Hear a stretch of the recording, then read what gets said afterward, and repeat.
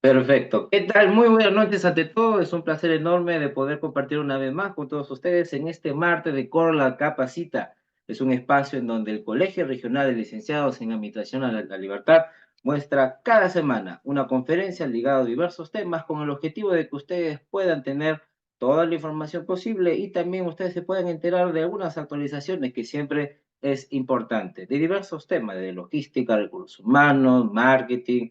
Así que desde la parte de salud, la parte de educación, porque la administración está en todas. Así que es importante que ustedes se enganchen. Es recordarle que a todos los licenciados en administración que son habilitados, pues tienen la opción de poder tener su certificado de manera gratuita. Y aquellos que no son habilitados tienen que pagar 20 soles y el público en general 40 soles. Así que te conviene mejor que estés al día para que puedas recibir tu certificado de manera gratuita. Y bien, a lo que nos demanda el día de hoy día tenemos una super conferencia en la cual se denomina Procedimiento Administrativo Sancionador ante el Tribunal de Contrataciones del Estado. Es un tema muy interesante en la cual va a estar a cargo el abogado José Carlos Silvestre Contreras. Antes de darle pase a nuestro amigo José Carlos, vamos a hablar un poquito de su perfil profesional, en la cual también es importante que ustedes sepan cómo es el profesional capacitado en este tema. Así que nuestro querido amigo José Carlos Silvestre es un abogado de la Facultad de Derecho y Ciencias Políticas de la Universidad Nacional de Trujillo. Está maestrando en gestión pública en la Facultad de Ciencias Administrativas de la Universidad Nacional Mayor de San Marcos.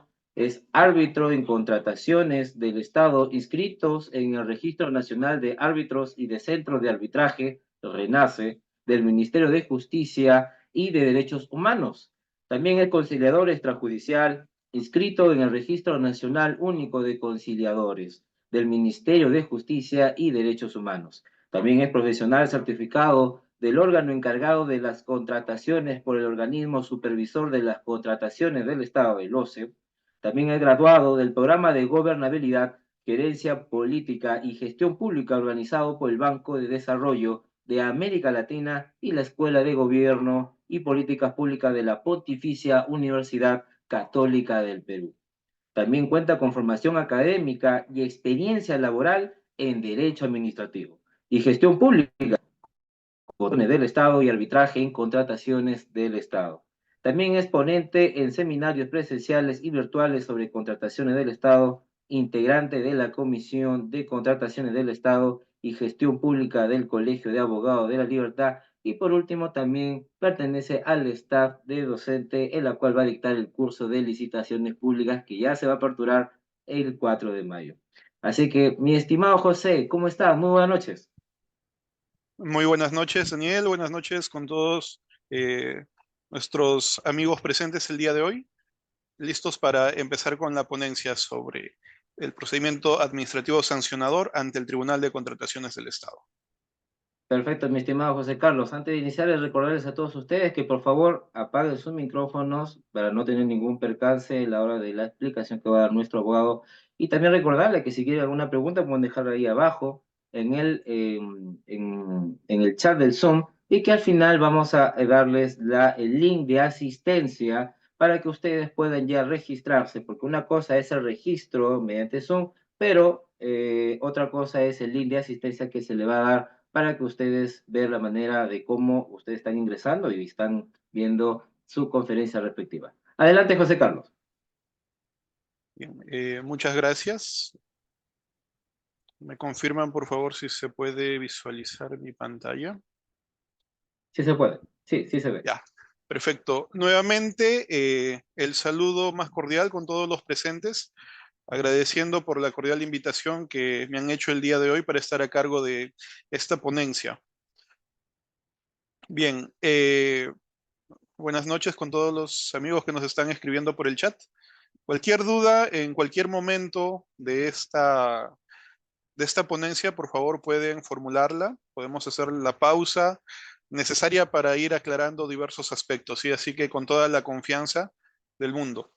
Bien, quiero empezar señalando el tema de la importancia respecto a las contrataciones del Estado, ¿no? Muchos dirán, pero yo no soy abogado, o yo no soy funcionario servidor público, ¿de qué me puede servir conocer sobre contrataciones del Estado? Bueno, tengamos en cuenta que contratar con el Estado puede ser visto desde diferentes ópticas, ¿no? Si es que soy funcionario, servidor y trabajo en alguna entidad pública que contrata, que realiza contrataciones para adquirir bienes, servicios u obras, es necesario conocer la normativa al respecto. ¿Por qué? Porque esto me va a permitir desempeñarme de manera idónea. Me va a servir para quizás no incurrir o no cometer acciones que puedan generarme responsabilidad administrativa como funcionario, como servidor, y que termine siendo sancionado, que termine siendo inhabilitado quizás para ejercer algún cargo público, ¿no?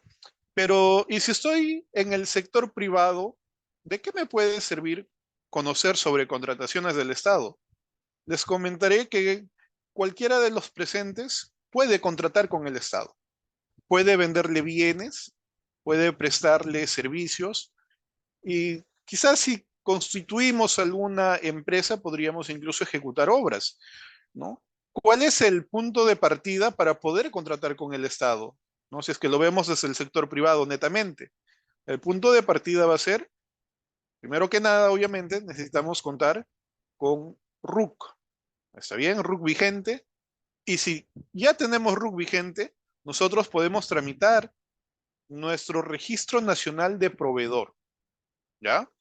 El RNP. Estoy seguro que más de uno de los presentes hemos escuchado sobre el RNP en más de una ocasión. Y en verdad, su trámite es bastante sencillo, más aún para bienes y servicios, porque saben, este trámite es de aprobación automática. ¿Qué quiere decir de aprobación automática? ¿No? Nosotros realizamos un pago en el banco o con el código respectivo y registramos nuestros datos a través de la plataforma del OCE, ¿no? Y aproximadamente en el término de 1 o 2 días ya vamos a contar con nuestro RNP para bienes y servicios vigentes. Es decir, vamos a poder contratar con el Estado. Y muchos se preguntarán, pero el Estado, ¿qué es lo que contrata? ¿No? ¿Qué es lo que compra el Estado? El Estado contrata desde útiles de escritorio, ¿no? El Estado compra papel bond, computadoras, impresoras. Si queremos ver algo más complejo, compra, por ejemplo, equipamiento médico, ¿no? Camas de cuidados intensivos, ¿no? Tomógrafos, ambulancias, patrulleros. Todos esos bienes el Estado lo compra ¿de quién? De los privados, de personas como nosotros. Claro que hay bienes que son o que requieren ciertos permisos especiales, obviamente, ¿no? Pero hay bienes sencillos que cada uno de nosotros podría venderle al Estado. Y muchos se preguntarán, oye, pero ¿qué tan cierto es esa leyenda urbana que dicen que si, por ejemplo, en mis documentos de SUNAT, ¿no? No he registrado que yo venda, por ejemplo, computadoras. ¿Aún así yo puedo venderle al Estado? Señores, les comentaré que en el marco de la ley de contrataciones del Estado, el requisito para venderle al Estado, valga la redundancia, es el Registro Nacional de Proveedores. Esto quiere decir que si yo cuento con RNP, por ejemplo, en bienes, yo puedo venderle cualquier bien al Estado, ¿no? Obviamente que cumpliendo ciertos requisitos especiales que pueden haber sido incluidos en una contratación en específico, ¿ya? Ahora, entonces, lo que estábamos señalando, ¿no? La ley de contrataciones del Estado o las contrataciones públicas o las contrataciones estatales, ¿no? Porque se pueden denominar de diferente manera, son muy importantes. Y ojo, el Estado, a través de las diversas entidades públicas, realiza cualquier cantidad de contrataciones durante un año. Se dice que el Estado es el principal contratista, ¿no? En el sentido de que contrata con privados, obviamente, cada año, ¿ya? Entonces, por ese lado, eh, es muy importante este tema. Bien, Si bien el día de hoy vamos a hablar sobre procedimiento administrativo sancionador, porque así como hemos señalado que cualquiera de nosotros puede contratar con el Estado, ojo, cualquiera de nosotros, ¿no? Como consecuencia de haber contratado con el Estado, podría verse inmerso en un procedimiento administrativo sancionador, pero no es el régimen general, no es el procedimiento administrativo sancionador regulado, por ejemplo, en la Ley de Procedimiento Administrativo General, ¿no? Que es la ley que aplica normalmente cuando hay cuando se le inicia un procedimiento sancionador a un administrado cualquiera. No, no es ese procedimiento del que vamos a hablar el día de hoy, sino aquel procedimiento sancionador que se le inicia a un proveedor, a un postor, a un contratista, a un subcontratista o incluso a profesionales que se han desempeñado como residentes de obra o como jefes de supervisión, ¿no? A estos profesionales también podrían verse inmersos en un procedimiento administrativo sancionador, ¿no? Recalcando que es diferente al procedimiento administrativo que está en la ley general, en la ley de procedimiento administrativo general. ¿Ya? Pero para poder llegar a ese tema, obviamente, es necesario saber en qué contexto se van a dar estos procesos, ¿correcto? Entonces, es necesario generar las condiciones suficientes para tener las ideas generales respecto a las contrataciones del Estado o a las contrataciones públicas. ¿Ya? Entonces, vamos a conocer un poquito sobre la normativa de contrataciones con el Estado.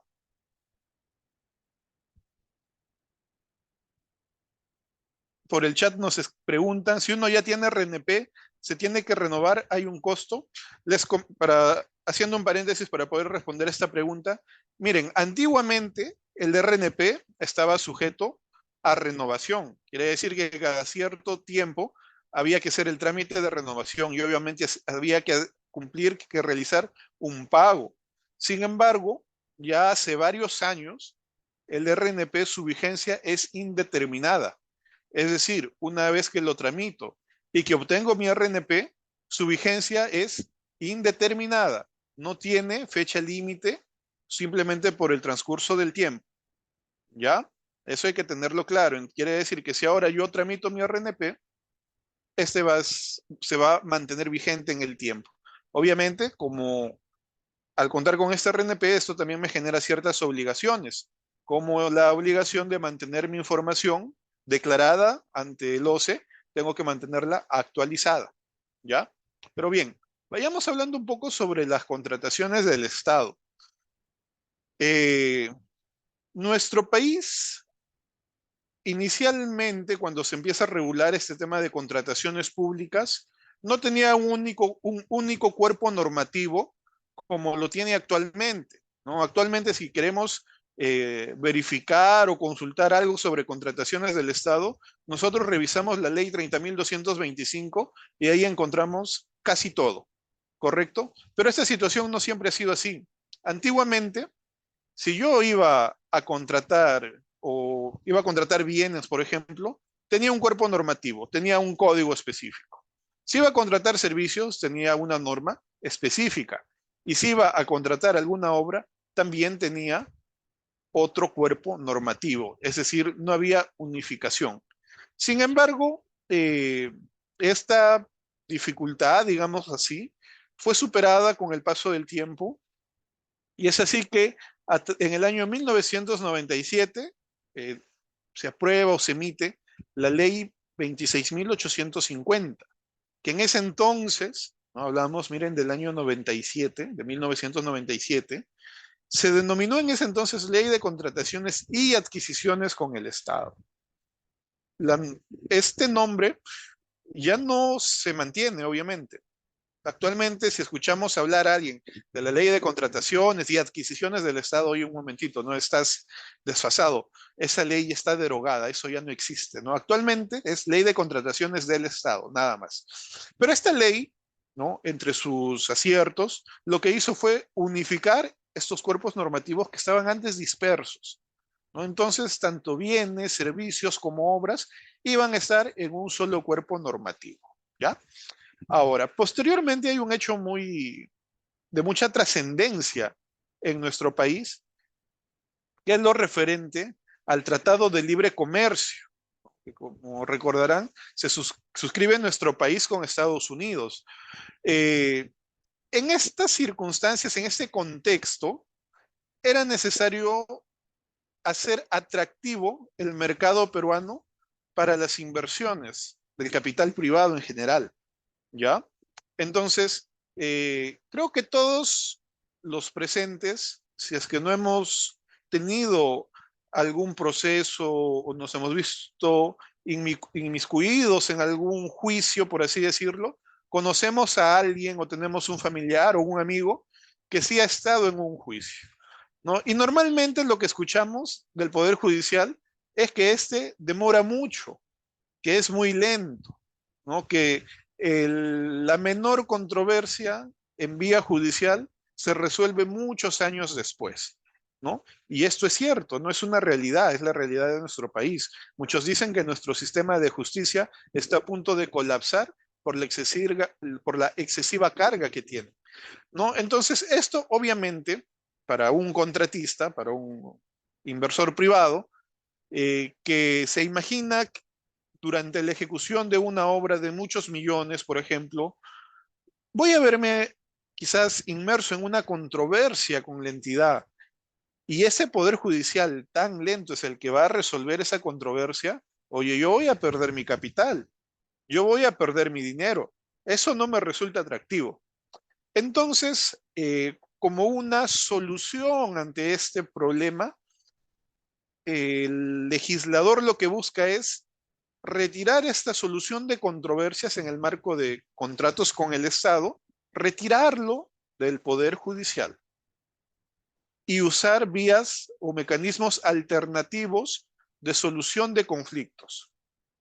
Es ahí que aparece, por ejemplo, la conciliación, es ahí que aparece, por ejemplo, el arbitraje, y ya en los últimos años hablaríamos de la Junta de Resolución de Disputas como medios de solución de controversias en el marco de las contrataciones públicas.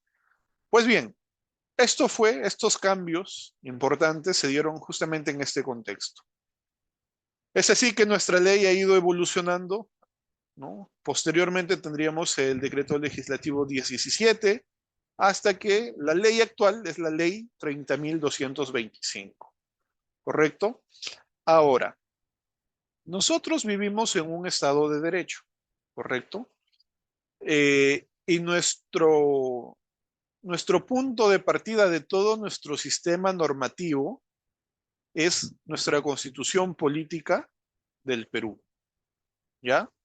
Ahora, en la constitución política del Perú, en el artículo 76, se contempla el tema de las contrataciones con el Estado, las contrataciones públicas. Y vamos a ver qué es lo que nos dice este artículo de la Constitución.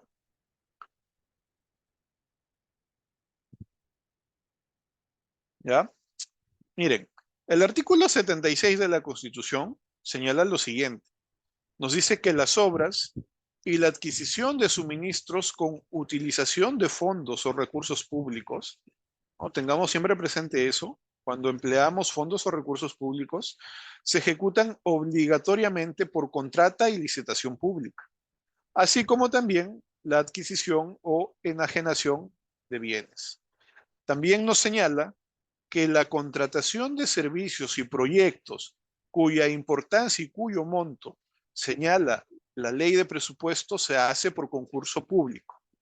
Nos dice también que la ley va a establecer procedimiento, va a establecer excepciones y va a establecer las respectivas responsabilidades. ¿Está bien? Entonces, desde la Constitución ya se nos habla de licitación pública y de concurso público. Y tomando como base justamente estas disposiciones constitucionales, es que actualmente tenemos la ley 30.225. que cuenta con un texto único ordenado. ¿Ya? Sin embargo, este texto único ordenado incluso ha tenido ciertas modificaciones, que es lo que tenemos en pantalla. Ha tenido un fe de erratas, ¿no? Hay una ley que modifica, que es la ley número 31.535. Hay otra ley muy importante, ¿no? Que si bien no modifica o no lleva en el título de manera directa o no hace mención de manera directa a la ley de contrataciones del Estado, pero también modifica un aspecto muy importante, que es lo relacionado a la aprobación de las contrataciones directas. ¿Ya? Esa es la ley 31.433, que muchas personas, por ejemplo, no logran dar con esa ley porque uno lo que hace es buscar modificaciones a la ley de contrataciones del Estado. Pero ¿saben lo peculiar de esta ley? Es que modifica, o su objeto es modificar, la ley orgánica de municipalidades y la ley orgánica de gobiernos regionales. Pero quizás nos preguntamos, oye, pero si esta ley está orientada a modificar la ley orgánica de municipalidades y la ley orgánica de gobiernos regionales, ¿en qué aspecto o de qué manera puede estar relacionado con la ley de contrataciones del Estado? Y les comentaré que, por ejemplo, lo que sucede en este caso es que antiguamente, a nivel de municipalidad o de gobierno regional, quien aprobaba una contratación directa no era el alcalde, no era el gobernador regional, era, por ejemplo, el consejo regional. Es decir, los consejeros regionales eran quienes aprobaban una contratación directa. Y en el caso de municipalidades, pues era el consejo de regidores quienes lo aprobaban. Entonces, esta ley que modifica diversos aspectos de la ley orgánica de municipalidades y de la ley orgánica de gobiernos regionales, termina modificando este aspecto también de quién es quien aprueba una contratación directa. Y ya no le reconoce esa potestad al Consejo Regional o al Consejo Municipal, sino esa potestad es atribuida única y exclusivamente al titular de la entidad, es decir, a su alcalde o a su gobernador regional, ¿no? Entonces, ahí, por ejemplo, la trascendencia, la importancia de manejar, de poder referenciar esta norma, ¿ya? Y la última norma es la 31.535, ¿no? Todas estas son las que han modificado el texto único de la Ley de Contrataciones del Estado. Ahora, si bien tenemos una ley, los detalles o quien desarrolla esta ley es justamente el reglamento.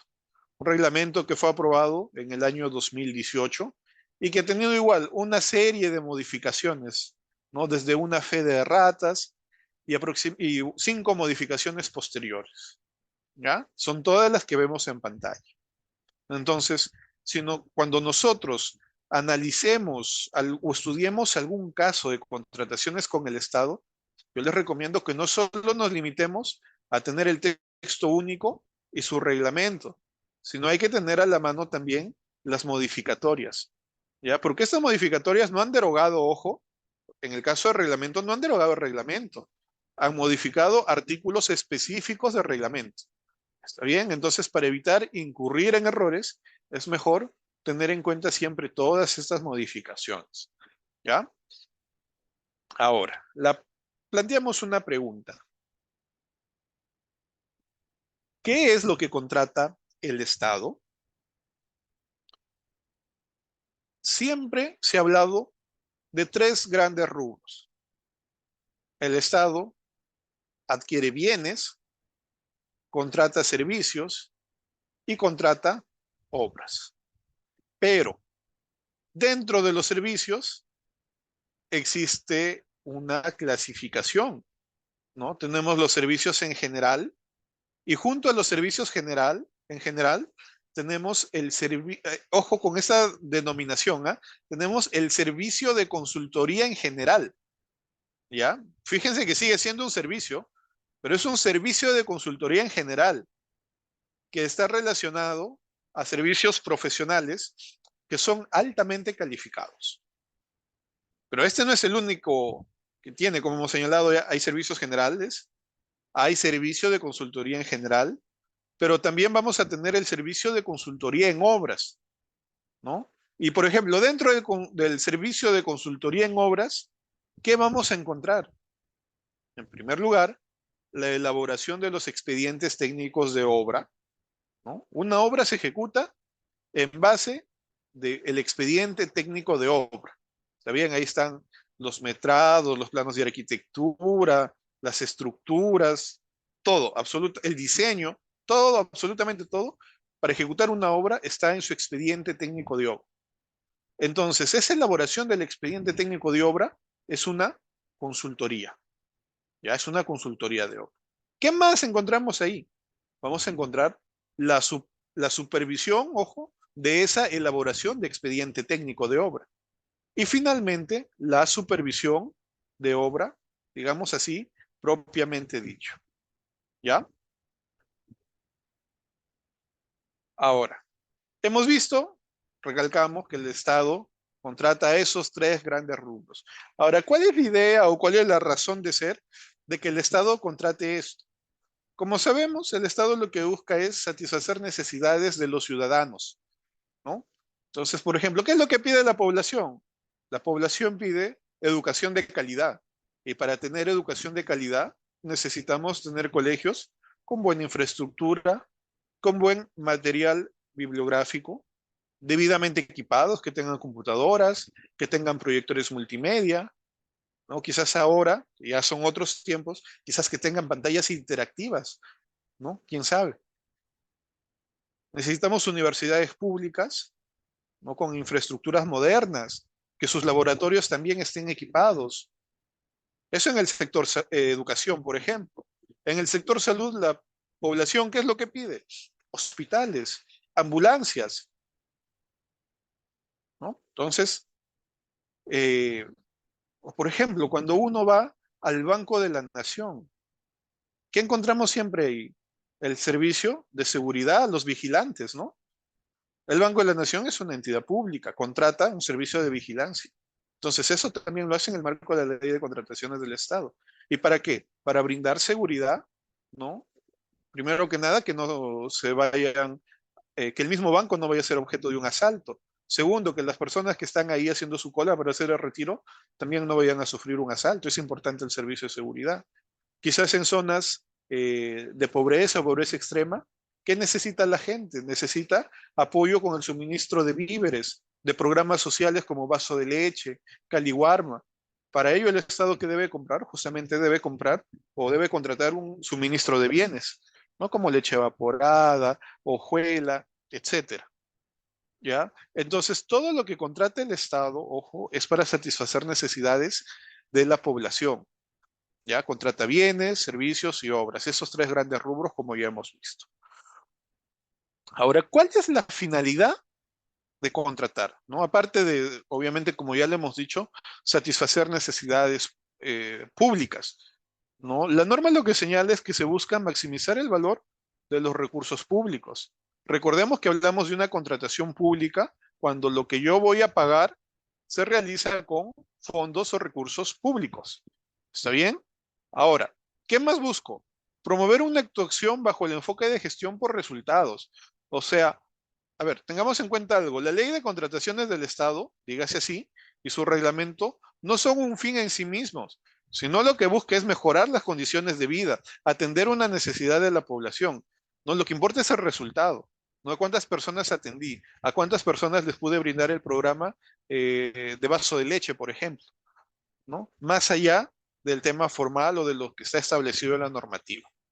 ¿Ya? Pero también nos hablan de que debemos realizar contrataciones oportunas, en las mejores condiciones, tanto de precio como de calidad, cumpliendo siempre los fines públicos, ¿ya?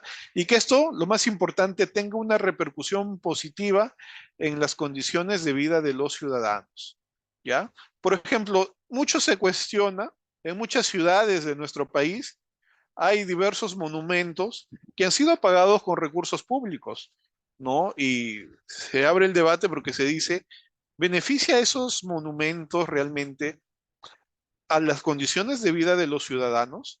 Por ejemplo, en una ciudad del Perú hay un monumento al sombrero, ¿no? En otra hay un monumento a la hojota o al yanque, ¿no? Entonces se cuestiona ahí, incluso en la ciudad de Trujillo recordarán La sirena de Víctor Larco, quizás alguno de los presentes lo recuerda. ¿Eso con qué se pagó? Con recursos públicos. ¿Dónde terminó? Botada al borde del mar actualmente, ¿no? Entonces, ¿realmente eso influyó en mejorar las condiciones de vida de los ciudadanos? Eso resulta debatible, ¿no? Bien, eh, en el marco de estas contrataciones con el Estado, la norma reconoce una serie de principios, ¿ya? ¿Cuándo yo voy a emplear un principio?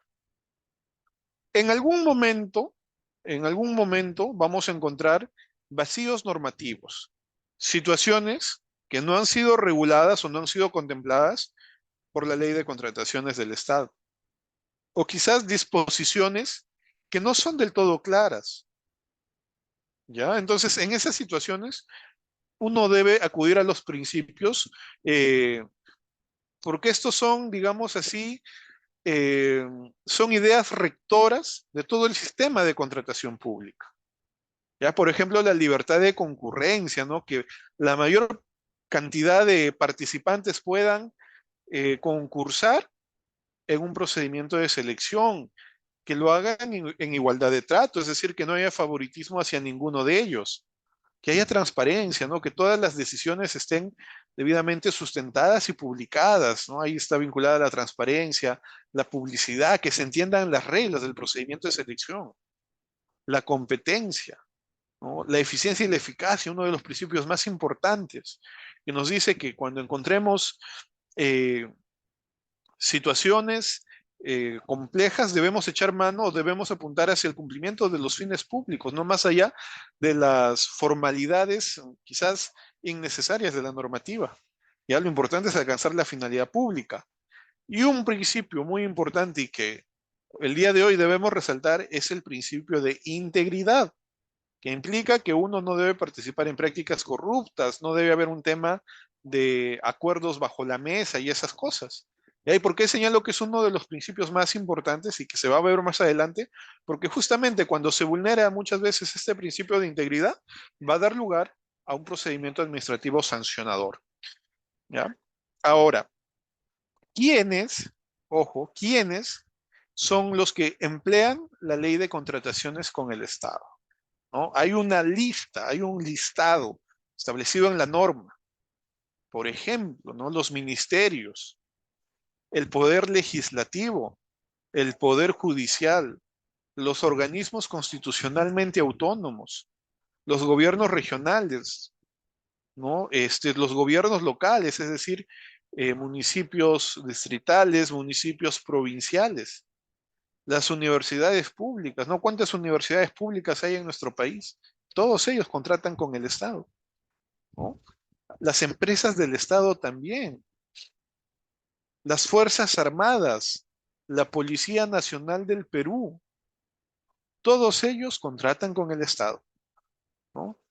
Entonces, no solo es el tema o este aspecto subjetivo, sino también hay que tener en cuenta lo que ya hemos venido señalando, que estas contrataciones, esa contraprestación que yo como entidad voy a pagar, si es que uso fondos o recursos públicos, es ahí donde corresponde aplicar la ley de contrataciones del Estado.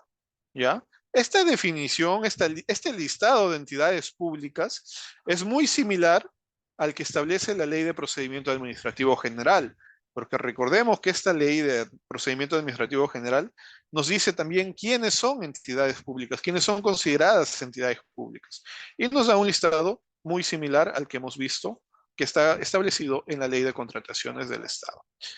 Pero la pregunta es, entonces, supongamos, si yo soy una universidad pública y voy a pagar esa contraprestación que estoy contratando, yo lo voy a pagar con fondos públicos, siempre voy a eh, emplear la ley de contrataciones con el Estado. Y la respuesta es no. Existen supuestos que están excluidos de la aplicación de la ley de contrataciones con el Estado. Por ejemplo, los contratos bancarios, ¿ya? Los contratos de notarios públicos, ¿no? Diversas municipalidades, diversas entidades en diversas situaciones tienen que contratar servicios de notarios públicos. Imagínense si tuvieran que realizar un procedimiento de selección o una indagación de mercado para poder contratar un notario público. A veces es de carácter urgente, a veces es una necesidad que ha aparecido de manera imprevista, ¿no? Imagínense si tuviéramos que realizar todo un procedimiento de selección para contratar servicios de notarios públicos. Entonces, toda esta lista de supuestos que vemos en pantalla en este momento se encuentran excluidos de la aplicación de la ley de contrataciones con el Estado. Pero ese listado no es el único. Existe también un listado que nos establece los supuestos excluidos de la aplicación de la ley de contrataciones del Estado, pero que están sujetos a supervisión del OCE. Y acá tengamos mucho cuidado y mucha atención con el primer supuesto, que es uno de los más comunes que vemos en el día a día. Es más, yo estoy seguro que sí, que alguno de los presentes ha realizado este tipo de contratación o tiene algún familiar o amigo que ha realizado este tipo de contratación. Y son las contrataciones por montos iguales o inferiores a 8 UITs. Esta contratación, por ejemplo, es muy común en los municipios, en los gobiernos regionales, cuando escuchamos contratos de locación de servicio, ¿no? Si nosotros revisamos esos contratos de locación de servicio, nacen obviamente en virtud a un requerimiento de un área usuaria, establece cuáles son los términos de referencia, cuáles son las condiciones de la contratación. Obviamente no superan las 8 UITs porque es un monto límite para poder tener una contratación, digamos así, más sencilla. ¿Y qué se contrata por este tipo de supuesto? Se realizan tanto compras de bienes como de servicios de diversa índole. Si me preguntan ustedes, ¿se podría contratar la ejecución de una obra por un monto igual o inferior a 8 UITs? Yo les diría que normativamente no existe algún impedimento, pero obviamente, ¿qué obra te va a costar menos de 41.200 soles actualmente? Y ojo, y hablamos de obras públicas, ¿no? Entonces, es más común encontrarlo para bienes y para servicios. ¿Ya? Entonces, sigamos. Eh, Como les digo, este tipo de contratación es una de las más comunes, de las más frecuentes, pero no vamos a aplicar la ley de contrataciones del Estado en esos casos. Pero se pueden dar situaciones que se darían en contratos por montos más elevados, o sea, contratos derivados de procedimientos de selección. No se podría dar, por ejemplo, un tema de incumplimiento de obligaciones. Quizás a mí me contrataron para prestar un servicio en una entidad X y yo no fui, nunca fui, no he cumplido con mis obligaciones, ¿no? Y ya tenía que prestar el servicio durante 30 días y yo voy faltando 15 días, no he presentado ningún informe, ningún entregable, no he cumplido con ninguna de las obligaciones que está en esa orden de servicio, por ejemplo. Obviamente la entidad tiene que tomar acciones, ¿no? La entidad quizás considera que debe penalizarme o considera que debe resolverme la orden de servicio por incumplimiento de obligaciones. Entonces, estas situaciones se pueden dar. Y obviamente, para resolver, por ejemplo, una orden de servicio, yo necesito realizar un determinado procedimiento. Es ahí donde empiezan las controversias a nivel de la entidad. Muchos aplican la ley de contrataciones del Estado cuando eso no es lo correcto, ojo. ¿Qué es lo que ha establecido el OCE al respecto? El OCE nos dice que cada entidad debe contar con directivas internas que regulen este tipo de contratación, señores, ¿no? Y que en caso de vacío, ¿no?, o de ausencia de estas directivas internas, recién uno podría aplicar supletoriamente la ley de contrataciones del Estado, ¿ya? Entonces hay que tener mucho cuidado con esto. Si trabajamos en una entidad pública y vamos a realizar alguna acción referente a un contrato por monto igual o menor a 8 ITs, verifiquemos si esta entidad cuenta con alguna directiva que regule este tipo de compras. Si no contara con esa directiva, ok, puedo aplicar supletoriamente la ley de contrataciones del Estado. Pero bueno, este no es el único supuesto. Existen otros supuestos que son los que vemos en pantalla, como la contratación de servicios públicos, siempre que no exista la posibilidad de contratar con más un proveedor, los convenios de colaboración entre entidades públicas que brinden bienes, servicios u obras propios de esta función que les corresponde según ley, ¿ya? Y otras más que vemos en pantalla. Entonces, tengamos en cuenta, cuando soy una entidad pública de las que está en el listado y voy a usar fondos públicos, tengo que aplicar ley de contrataciones del Estado. Pero hay que verificar que no estén los supuestos excluidos y también hay que verificar si está en los supuestos excluidos pero sujetos a supervisión del OCE. ¿Ya? Ahora, en líneas generales, ¿quiénes participan en una contratación pública a nivel de entidad? Primero que nada, el más importante es el titular de la entidad, porque es quien ostenta todas las facultades respecto a la contratación pública. Es el autor, por ejemplo, muchas veces el titular es quien suscribe el contrato. El titular es quien aprueba una ampliación de plazo, un adicional, declara la nulidad del contrato. Sin embargo, de todas esas potestades, la gran mayoría pueden ser delegables, ¿ya? Pero el titular de la entidad es el máximo responsable de las contrataciones que realiza su entidad. El área usuaria, ¿quién es el área usuaria? Normalmente es quien realiza el requerimiento, quien tiene ese conocimiento técnico respecto a lo que necesita contratar, ¿ya? De su requerimiento que formula depende muchas veces el éxito de una contratación pública. El órgano encargado de las contrataciones, muchos hemos escuchado la palabra OEC, ¿no? ¿Qué es el OEC? Es el órgano encargado de las contrataciones. Y en el caso de bienes y servicios es quien realiza la indagación de mercado, ¿no? Es decir, yo recepciono el requerimiento y cotizo con proveedores para que me digan si cumplen con lo que se exige, cuánto me cobrarían por eso y en qué tiempo podrían cumplirlo. O de ser el caso, me formulen observaciones a ese requerimiento, ¿no? Es decir, la indagación de mercado es interactuar con los proveedores para poder establecer el valor estimado de la contratación, ¿ya? Y el comité de selección, que no está presente en todos los procedimientos.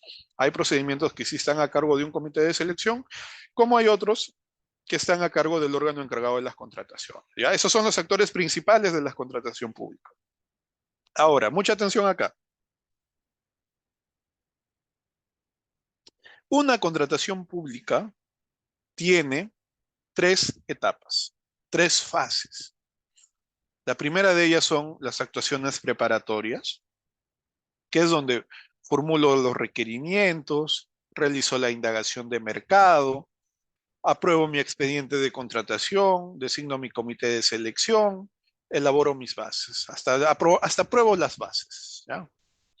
Esa es la primera fase. Actos meramente internos, a lo mucho, interactúo con los proveedores, pero ojo que no se... ojo que cotizar o interactuar con el proveedor no le genera ningún vínculo, ¿ah? Entre entidad y proveedor. Es simplemente averiguar cuánto me va a costar esa contratación. Me va a ayudar a determinar mi valor estimado, mi valor referencial, ¿ya? Pero la segunda fase, que es la fase de selección, acá mucho cuidado, porque acá ya podemos con nuestras acciones cometer algunas infracciones que son objetos de sanción por el Tribunal de Contrataciones con el Estado. ¿Ya? La fase de selección inicia con la convocatoria del procedimiento de selección a través del SEACE.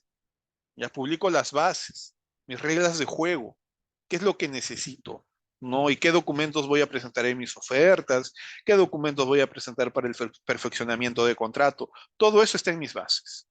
De ahí viene una serie de etapas, ¿no? Desde que se convoca el procedimiento de selección, los proveedores, ¿no? Es decir, si nosotros tenemos RNP, somos proveedores. Y si encontramos por ahí un procedimiento de selección que vemos, cumplimos con lo exigido, podemos registrarnos como participantes de ese procedimiento de selección. Oiga, ¿y se paga para registrarse como participante? No. Todo es virtual, todo es gratuito, ¿ya? Entonces, viene el registro de participantes. Posteriormente, y en teoría, se debería revisar las bases, ¿ya? Muchas veces no lo hacen, pero eso está mal. Pero los postores, o los participantes, mejor dicho, deberían revisar las bases, ¿ya? Y si encuentran alguna deficiencia, contradicción o algún extremo que no está claro, deben realizar consultas u observaciones. ¿ya? La entidad cuando da respuesta a esto, a estas consultas y observaciones, y si es que ha acogido alguna de ellas, va a modificar las bases, va a publicar una nueva versión de las bases, incluyendo esa modificación. Eso es lo que se llama las bases integradas. Pero mucho cuidado en el paso que sigue, la presentación de ofertas. ¿Por qué? En muchos procedimientos de selección piden experiencia del postor en la especialidad. Ya supongamos que es un procedimiento de selección para adquirir ambulancias. ¿Ya? Entonces, necesariamente en este requerimiento me van a decir que la empresa que se presenta en este proceso debe acreditar tener ventas, por ejemplo, ¿no? Por 500.000 soles. ¿Ya? No sé, en los últimos 8 años, por ejemplo. 500.000 soles. Entonces, si yo, por ejemplo, soy nuevo en este rubro, quizás es la primera vez que voy a contratar con el Estado, digo, ¿cómo voy a acreditar una experiencia de 500.000 soles? ¿No? Quizás he obtenido mi RNP o quizás he formado una empresa y le he sacado su RNP como empresa, como persona jurídica hace 5 años, pero nunca he contratado con el Estado, nunca he vendido ambulancias. ¿Cómo voy a acreditar esos 500.000 soles? Entonces, en verdad, hay personas, hay proveedores muy osados que lo que hacen es falsifican documentos, falsifican contratos, ¿no? Que quizás como si supuestamente le hubieran vendido ambulancias a diversas clínicas en diversas regiones del país, ¿no? Y que suman más de 500.000 soles, ¿no? Y eso lo presento, ¿no? Entonces, cuidado ahí, ¿no? Quizás el ejemplo que damos es un monto elevado, pero y en procedimientos más pequeños se dan las mismas situaciones. O muchas veces, por ejemplo, ¿no? Tengo que acreditar la experiencia del residente de obra, ¿no? Y las bases me piden que sea un profesional que tenga 3 años de experiencia supervisando obras de carreteras, por ejemplo. Y el profesional que yo he conseguido solo tiene 2.8 años de experiencia en carreteras. Oye, me falta 0.2 años para completar y para poder ganar, para poder cumplir ese requisito y poder ganar mucho dinero. ¿Ya? Entonces, ¿y qué hacen? Falsifican documentos. O puede ser que esos certificados que ya tienen, porque muchas veces sí tienen experiencia, pero no en esos años, lo adulteren, ¿no? Que si trabajé un año en una obra, ellos lo adulteran y le ponen, no sé, 1 año y 5 meses, 1 año y 2 meses, pero ya está adulterando la realidad.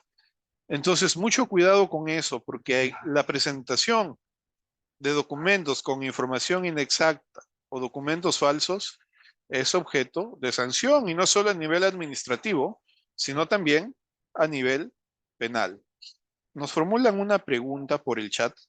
Nos dicen, en el caso de que se forme un consorcio, ¿la experiencia tiene que ser en común o por separado? Miren, el tema de consorcios siempre sale regulado, siempre está, digamos, las reglas en cada procedimiento de selección. La norma le faculta a la entidad, a través del área usuario, obviamente, que puede establecer ciertos parámetros, ¿no? Es decir, que quizás el que tiene mayor experiencia, o el que tiene, perdón, mayor porcentaje, sea el que tenga que acreditar mayor experiencia. Pero no siempre es así y a veces lo dejan abierto. Entonces, obviamente yo les planteo algo, ¿no? Una empresa recién creada, ¿cómo empieza a generar experiencia? Es necesariamente a través del consorcio, ¿no? Y si bien, como les digo, en algunos procedimientos de selección voy a establecer porcentajes mínimos de experiencia que deben acreditar, en otros procedimientos de selección voy a encontrar que esto no está regulado, es decir, que está abierto, no está, no hay esos parámetros, esas exigencias. Entonces, por ahí es donde empiezan muchas empresas a generar esta experiencia. Obviamente que, ¿no? Como obligación, ¿no? Como obligación o como responsabilidad entre la empresa A y la empresa B, ponemos que la empresa B es la que va a acreditar toda la experiencia, ya. La empresa A no va a acreditar la experiencia, pero lo que sí tiene que hacer es tener participación en la ejecución de ese contrato que va probablemente a ejecutar. ¿Ya? Va por ahí. Entonces les decía, mucho cuidado. José Carlos, Sí, discúlpame. adelante, adelante, le Gracias, escucho. gracias, José Carlos. José Carlos, una consulta. Mira, yo tengo algunos tratos directos con entidades municipales, regionales, ¿Ya? pero siempre encuentro un fin. Por ejemplo, en el caso, yo vendo bienes ¿Ya? y cuando vendo o estoy presentándome para un bien, aparte que yo ya presenté mis cotizaciones inicialmente, eh, yo tengo una potencia, por ejemplo, para los requisitos mínimos, te comento, para los requisitos mínimos, tengo una potencia de 130 HP, ¿no? Y cuando ya salen las bases que bien tú lo has explicado, que es lo que se tiene que revisar, colocan no mínimo, sino máximo 129 HP. Entonces yo tengo 130 HP y mi competencia tiene 129 HP. El requisito mínimo Ajá. se ha convertido en máximo para mí y eso me saca de carrera. ¿Qué hacer, José Carlos, con tu experiencia ahí? Mira, este tipo de prácticas, obviamente, se presume, ¿no? Se presume que hay ya cierto interés o cierta mala fe por parte de quizás de algún funcionario servidor que está a cargo de este proceso, ¿no? Entonces, miren, lo que sucede es lo siguiente. Hay diferentes tipos de procedimiento de selección, ¿correcto? ¿Y cuál es la razón de ser o cómo es que se han establecido estos procedimientos de selección? El razonamiento es el siguiente: a mayor monto, mayores, mayores candados o mayores oportunidades a los proveedores de impugnar, ¿no? Entonces, por ejemplo, en este tipo de situaciones, cuando, como bien lo ha dicho, no cotizan, pero luego cuando ya están en las bases, el requerimiento ya cambió, ¿no? Entonces, por ahí como que se ve un tema de direccionamiento quizás. Ojo, cuando hablamos de adjudicaciones simplificadas, que son montos menores, ¿no? Son los montos más bajos dentro de los procedimientos de selección, las bases o el pliego absolutorio de las consultas y observaciones no puede ser elevado al OCE, ¿ya? Por ejemplo, ahí es una primera desventaja. No puede ser elevado al OCE. Ahora, si hablamos de licitaciones públicas, que son los montos más fuertes, ¿no?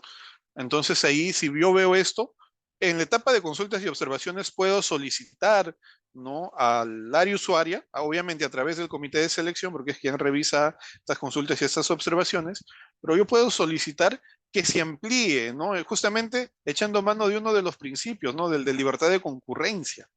Yo puedo solicitar esto, ¿no? Ahora, ¿qué pasa si la entidad, obviamente, toda absolución, toda respuesta que me da la entidad debe estar debidamente fundamentada, debidamente sustentada? Si la entidad por ahí no sustenta bien y estamos en una licitación pública, o lo que ha sustentado realmente no tiene ninguna razón de ser, yo puedo solicitar, es un trámite que se hace, la elevación de este pliego de consultas y las bases integradas, elevarlo al OCE para que el OCE lo revise, ¿no? Y el OCE revisa todo el procedimiento de contratación. Es más, muchas veces el OCE encuentra vicios que ni la entidad ni los participantes habían logrado advertir, ¿no? Pero como le digo, este tipo de acción está reservado específicamente para los procedimientos de selección más fuertes, son las licitaciones públicas, ¿no? Las adjudicaciones simplificadas, como les digo, el razonamiento de legisladores, como son menores montos, bueno, no le voy a poner tanta seguridad, ¿no? Por ahí. Ahora, hay muchas prácticas que se dan en la realidad. Por ejemplo, es muy común que los postores presenten denuncias, ¿no? Ante Contraloría o denuncia dirigida al titular de la entidad: mira, este procedimiento lo están direccionando, eh, en fin, ¿no? Están teniendo malas prácticas en esta contratación pública. Pero lo cierto es de que el OCE, a través de sus opiniones, ha ido cerrando un poco esta libertad que había de ingresar documentos a diferentes autoridades, a diferentes órganos, ¿no? Por un tema de denuncias o incluso muchas veces se pedía la nulidad de frente, ¿no?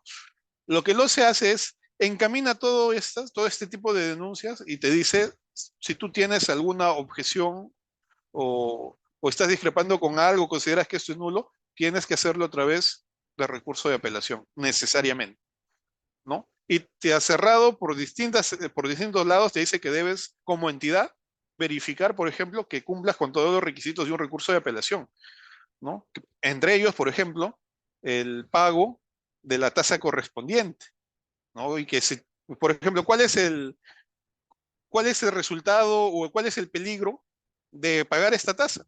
¿No? Que si yo, ejemplo, interpongo algún recurso de apelación y finalmente me declaran infundado, se van a ejecutar esa garantía que yo he dejado, ¿no? Esto como también para evitar prácticas, digamos, abusivas por parte de los privados, ¿no? Que no siempre son prácticas abusivas, porque bien, como ha dicho nuestro amigo, muchas veces empiezan a cerrar este tipo de los requerimientos, ¿no? Para beneficiar directamente a alguna empresa, ¿no? Entonces, eso es lo que se podría hacer siempre y cuando, le repito, estemos en licitaciones públicas o concursos públicos, ¿no? Ahí tenemos más oportunidades, más medios para impugnar, ¿ya?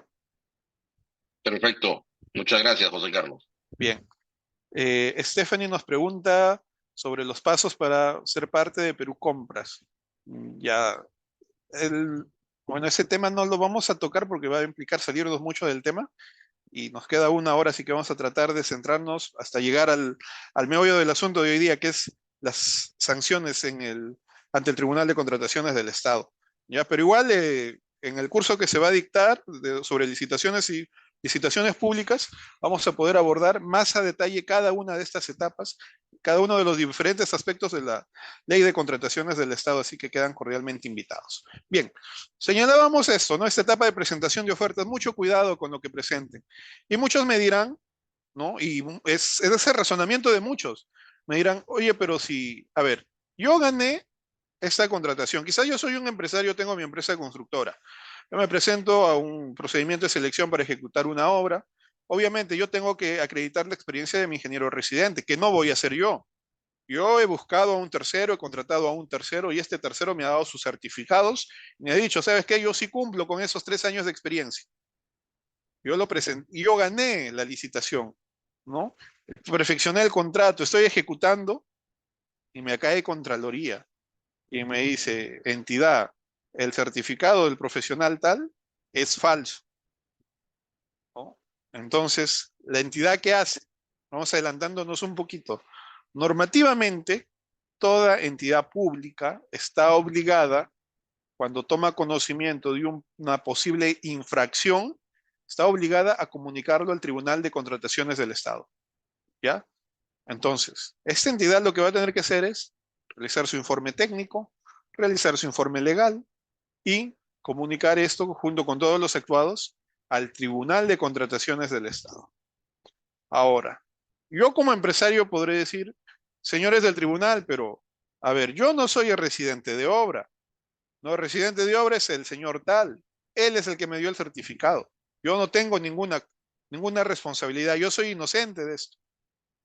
¿Saben cuál es el razonamiento del Tribunal de Contrataciones del Estado y en base a algo específicamente? La responsabilidad administrativa que por regla general se aplica en estos casos es una responsabilidad de tipo objetivo. Quiere decir que se te responsabiliza por cometer una acción más allá de si tuviste voluntad o no, como por ejemplo si lo analiza el derecho penal, porque el derecho penal te analiza si cometiste una acción, pero fue con intención o fue sin intención, ¿no? La culpa y el dolo, ¿no?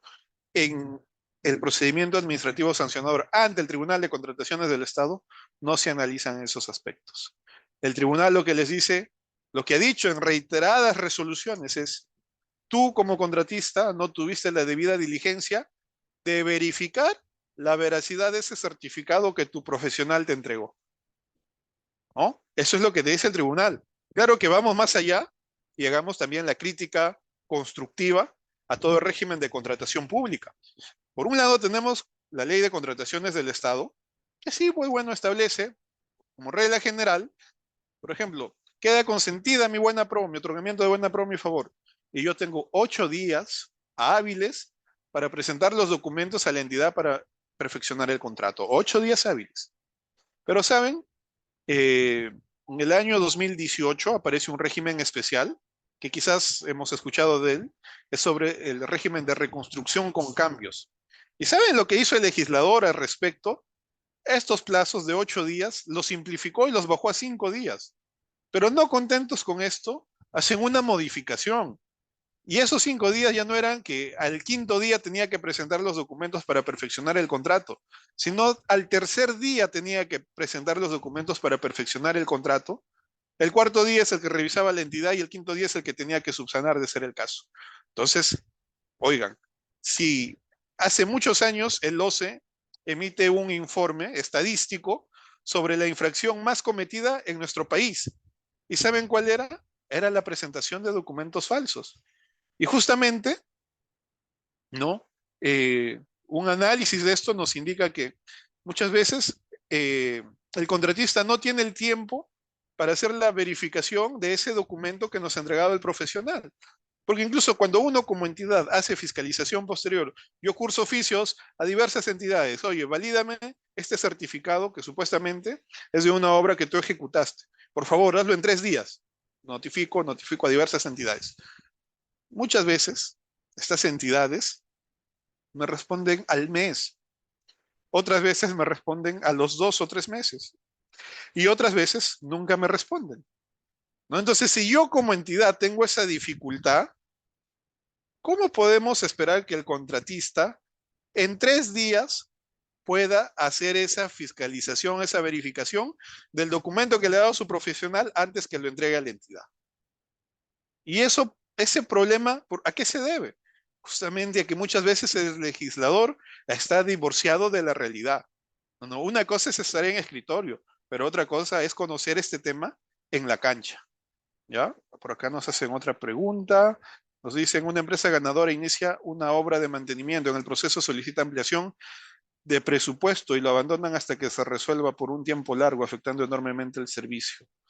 Eh, Bien, bueno, hay diversas figuras, de ver, solo para contestar en líneas generales, hay diversas figuras, ¿ah? Dentro de la ejecución de un contrato podemos suspender, ¿no? Siempre y cuando haya hechos que no sean atribuibles a las partes, ¿no? Entonces acá quizás hablamos de eso, ¿no? De una suspensión de plazo hasta que justamente se pueda resolver este tema de la ampliación. Yo entiendo que están hablando de una prestación adicional en el fondo, ojo, que es, normalmente yo contrato algo determinado, pero luego verifico que para alcanzar la finalidad pública de esa contratación, yo necesito ejecutar más, ¿no? En obras es un caso muy clarito, y les comento así de manera breve. Tuvimos una vez un caso de un hospital, ya un hospital X, no voy a dar el nombre. La entidad había elaborado su expediente técnico para remodelar unidad de cuidados intensivos. ¿Y saben qué había pasado? No se había considerado en el expediente técnico el área donde deben ir las enfermeras que van a monitorear a los pacientes que están en cuidados intensivos. Entonces, esa área para las enfermeras, este hospital no iba a ser funcional. He ahí, por ejemplo, una deficiencia en el expediente técnico. He ahí la necesidad de ejecutar algo adicional para que podamos cumplir con la necesidad pública. Ese es el mejor ejemplo que yo les puedo dar como una prestación adicional, ¿ya? Pero en este caso creo que nos faltaría detalles para poder dar una respuesta en específico, ¿ya? Pero tengamos en cuenta que existe la figura de la suspensión del plazo de ejecución. Entonces, volviendo al punto, mucho cuidado con eso, señores. Si nosotros somos empresarios, si nosotros contratamos con el Estado, mucho cuidado con los documentos que uno presenta. Porque más allá de que lo hagamos o que nos hayan dado un documento falso, que nosotros no tengamos conocimiento de eso, igual nos van a responsabilizar a nosotros. El razonamiento del Tribunal de Contrataciones es, debiste tener la diligencia debida para verificar ese documento antes que lo presentes a la entidad, ¿ya? Bueno, esto es en lo que es presentación de ofertas, ¿no? Luego viene ya la evaluación de los documentos, que es el comité de selección. Luego viene el otorgamiento de la buena pro y su consentimiento, ¿no? Ya. La tercera fase, ojo, también se pueden dar ciertas situaciones, ¿no? Acá viene una serie de figuras. Puede que haya prestaciones adicionales, reducciones, como hemos señalado. Podría darse el tema de la subcontratación, ¿no? Yo puedo subcontratar hasta límites del 40% del monto del contrato, siempre y cuando haya estado autorizado, contemplado en las bases. No siempre que haya una autorización expresa antes de subcontratar, ¿no? Y que no tengan que ver con obligaciones esenciales, ¿no? Por las cuales yo contraté. No tiene sus reglas especiales la subcontratación. Y ahí, bueno, se da también por ahí el tema también, ojo con la resolución de contrato. Como les decía hace un momento, ¿qué pasa si yo contrato con una entidad y luego me desentiendo, no cumplo con mis prestaciones? Mucho cuidado. No es que ya pues ya fue, queda ahí. No, la entidad está en la obligación de comunicar, primero que nada, resolvernos el contrato y segundo, comunicar al tribunal que por tu culpa, o sea, por la culpa de uno del contratista, ella ha tenido que resolver el contrato. Y el tribunal nos va a llamar y nos va a iniciar un procedimiento sancionador. Así que mucho cuidado. Si no quiero, no estoy seguro de cumplir o de realizar alguna prestación, mejor no contratar. ¿Ya? Y bueno, está el tema de penalidades y otras cosas. Esas son las tres fases de la contratación pública, hay que tenerlo muy en claro. Actuaciones preparatorias, fase de selección y fase de ejecución contractual. ¿Ya? Ahora, en pantalla, ¿qué es lo que vemos? Es el cuadro de topes que se publica cada año. ¿Ya? Miren, fíjense en el monto, todos empiezan desde 41.200 en adelante. Quiere decir que lo que contrato hacia abajo justamente son los supuestos excluidos de aplicar la ley de contrataciones del Estado, los montos iguales o inferiores a 8 UITs. ¿Ya? De 8 UITs en adelante ya podemos hablar de adjudicación simplificada, licitación pública, concurso público, etcétera. ¿Ya? Bueno, son los tipos de procedimiento de selección, métodos, ¿no? ¿Qué contrato a través de licitación pública? Bienes y obras, concurso público, servicios y consultorías, adjudicación simplificada, todo lo que contrataba como licitación o concurso público, pero con montos más bajos.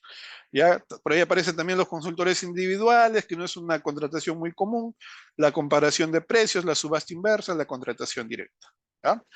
Ahora sí, potestad sancionadora del tribunal. Pregunta, señores, hasta acá, antes de entrar ya al plato fuerte de la noche, ¿hay alguna consulta, alguna duda? Antes de entrar a esta etapa, con toda confianza, por favor.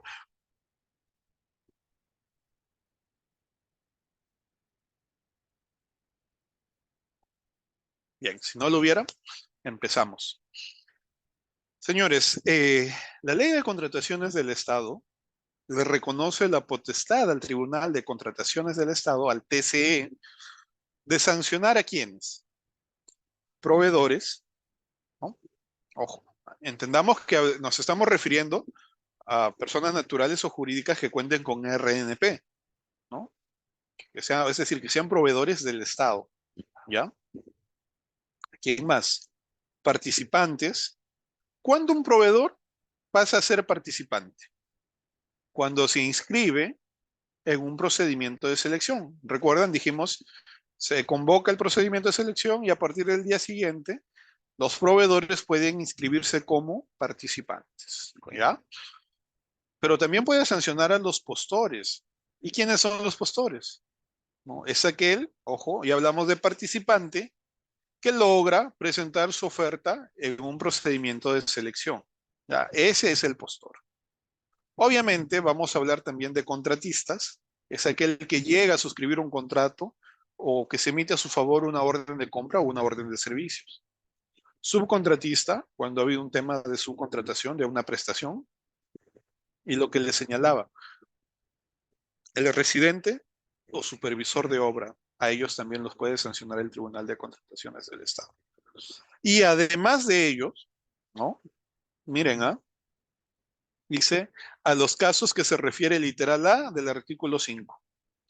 ¿Y saben cuál es el literal A del artículo 5? Los contratos por montos iguales o menores a 8 UITs. ¿Ya? Entonces, a todos ellos el Tribunal de Contrataciones puede sancionar. Por ahí alguien me preguntará, ¿y a los consorcios también los puede sancionar? Obviamente que sí. Obviamente que hay reglas especiales para sancionar a un consorcio, ¿no? Estas reglas las expondremos en el curso Licitaciones Públicas, hacemos extensiva nuevamente la invitación, pero sí, a los consorcios también se les puede sancionar. ¿Ya? Ahora, ¿cuáles son todas las infracciones que se puede cometer cuando uno contrata con el Estado. ¿Ya? La primera de ellas, y ojo acá quiero recalcar algo, he considerado en las presentes diapositivas el extracto, ¿ya? El extracto de la infracción, porque su redacción es bastante extensa y por ahí podría resultar un poco confusa. Entonces, he considerado el extracto para tener la idea principal de la infracción, ¿correcto? Dicho esto, a ver, la primera infracción es desistirse o retirar injustificadamente su oferta, ¿ya? Esto quiere decir que, a ver, uno, cuando participa en un procedimiento de selección y presenta su oferta, se está comprometiendo a mantenerla vigente hasta el final, ¿ya? ¿Esto qué quiere decir, por ejemplo? Como ustedes quizás en algún momento han escuchado, ¿no? Cuando se evalúan las ofertas, hay una empresa que queda en primer lugar, ¿no? Que es el ganador, pero hay empresas que quedan en segundo, tercer lugar, ¿no? Ok. Ahora, al que le corresponde suscribir el contrato, obviamente es al que ocupa ese primer lugar. Pero ¿qué pasa si este no llega a presentar sus documentos? O los presenta mal, o los subsana mal. Entonces la entidad lo que va a hacer es retirarle la buena pro. Y una vez que realiza esta acción, y obviamente queda consentida, ¿no? Porque incluso podría impugnar a este señor que le quitan la buena pro, va a llamar al siguiente, ¿no? Entonces supongamos que yo quedé en segundo puesto, ¿no? Me presenté a una licitación pública, mi contrincante me gana, queda en primer puesto, yo quedo en segundo puesto. Yo digo, bueno, él va a suscribir contrato, yo no me preocupo, y muchos días después me llega una notificación de la entidad, me dice, ¿sabes qué? Estamos adjudicando la buena pro, ¿no? No, se le ha retirado la buena pro al primero y se te está adjudicando a ti. Procede a presentar tus documentos para perfeccionar el contrato. Y yo digo, un momentito, yo ya no quiero, ¿no? Yo no gané, yo quedé en segundo puesto, ahorita yo ya no quiero. Eso, por ejemplo, sería motivo de que me inicien un procedimiento sancionador porque no estaría manteniendo eh, mi oferta vigente. Yo participé en ese procedimiento de selección y mi obligación es mantener esa oferta vigente. No quiere decir que si me llaman, yo estoy en la obligación de presentar. Siguiente infracción. Incumplir injustificadamente con su obligación de perfeccionar el contrato o formalizar un acuerdo marco. Muy relacionado al anterior. Me adjudican la buena pro, que de primer puesto, y supongamos, miren, acá se dan muchos casos, ¿ya? Eh, pueden darse algunos diferentes supuestos. Primero, desde que queda consentido el otorgamiento de la buena pro, uno cuenta con 8 días, como les había dicho, para presentar sus documentos para el perfeccionamiento del contrato. ¿Qué pasa si transcurren esos 8 días y yo que he ganado y que tenía que presentar no presento nada? Estoy incumpliendo con eso. ¿Ah? ¿O qué pasa si presento mis documentos, pero no presento mi carta fianza?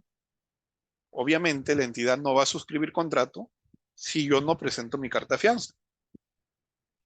Pero la entidad lo que va a hacer es me va a observar y me va a decir, oye, falta tu carta fianza, te otorgo 2 días, supongamos, para que subsanes. O ya, te doy 4 días para que subsanes y presentes tu carta fianza. Pero yo, simplemente, me da pereza, ya no estoy interesado, no presento mi carta fianza. Entonces, ahí estamos ante otra, nuevamente, una infracción, ¿no? ¿Qué más? Contratar con el Estado estando impedido, y esto sí es grave, y tengamos mucho cuidado, señores.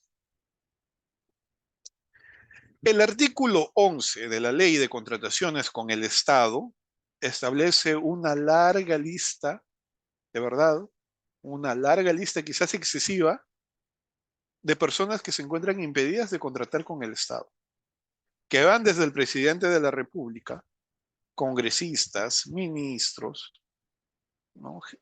Etcétera, gobernadores, consejeros regionales, alcaldes, regidores, ¿no? Pero en verdad la lista es bastante extensa. Y no solo ellos, ojo, sino también sus parientes, ¿no? Por afinidad o consanguíneos, también hasta el segundo grado, ¿no? Hablan de funcionarios de confianza, funcionarios con poder de decisión, pero hay un literal que ya es como que el golpe definitivo, ¿no? Porque señala, y aquellos que no están considerados en los supuestos o en los literales anteriores.